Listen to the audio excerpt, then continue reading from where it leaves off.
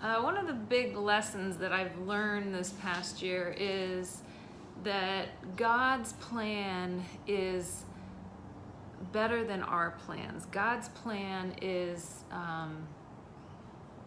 the best if we're willing to trust. And I want to give you an example of God's plan.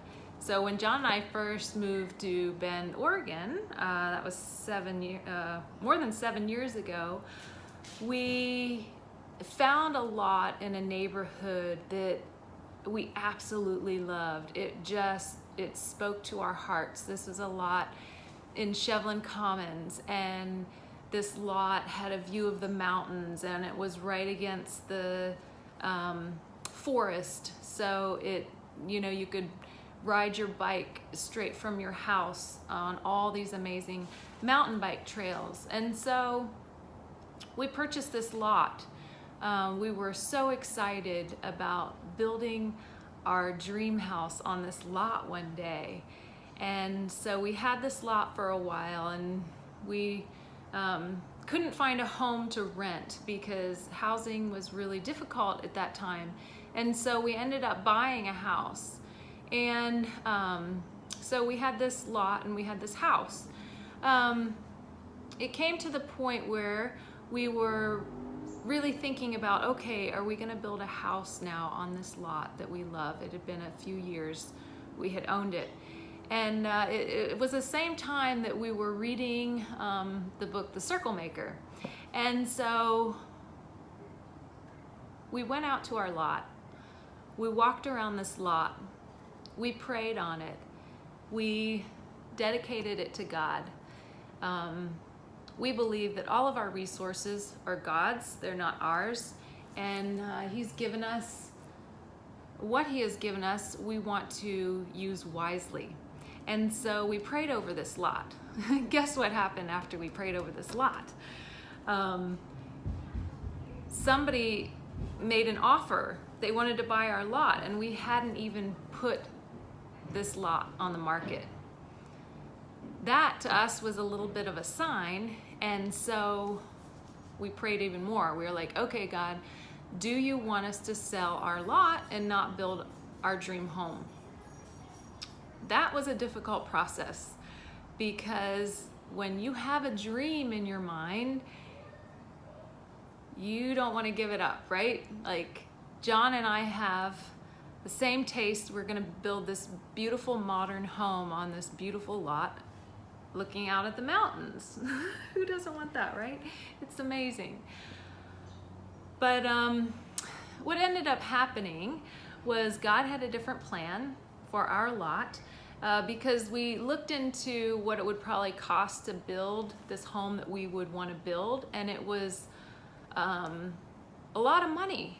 We thought, wow, do we really want to be strapped down with this kind of mortgage to have this dream home? So, as it turns out, we ended up selling this lot, but not without a lot of really trying to hold on to it and not let go. Like, we thought, well, let's buy another house in this neighborhood. We'll sell our lot and the home that we own right now, and we'll buy a different lot or a different house. Everything fell through. Nothing worked out. We ended up selling our lot. And what we didn't realize at the time was that small act of obedience to God's plan was part of a bigger plan that we're involved with right now, and that's living in Australia. We would never be living in Australia if we had decided to spend our time and resources building this dream home. So what I just want you to think about is oftentimes we have these dreams and we have these ideas, but I want you to ask yourself this question: do your dreams and ideas align with God's dreams and ideas for you? And that's something that you can find out through prayer, because He will open and close doors as you pray, as you ask for guidance, as you take these small steps one at a time. He is going to show you the path where He wants you to go. And I know that when we look back on this time, we are going to be so amazed and just so thankful that we were able to share this time to slow down. I don't do a lot of driving here. My kids are not in a lot of activities. So it's really just a chance to be together as a family. And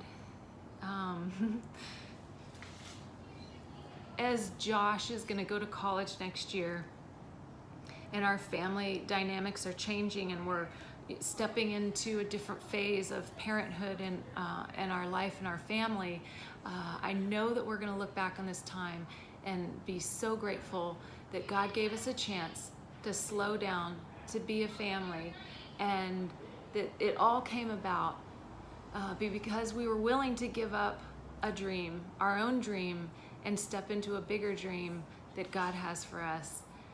And that's super exciting. So I hope that you today can just think about, do my dreams align with God's dreams for me? Because He has the best dream for you and the best plan. So pray about it, open your Bible, and talk to the good Lord. He knows what's best for you. Talk to you later. Bye.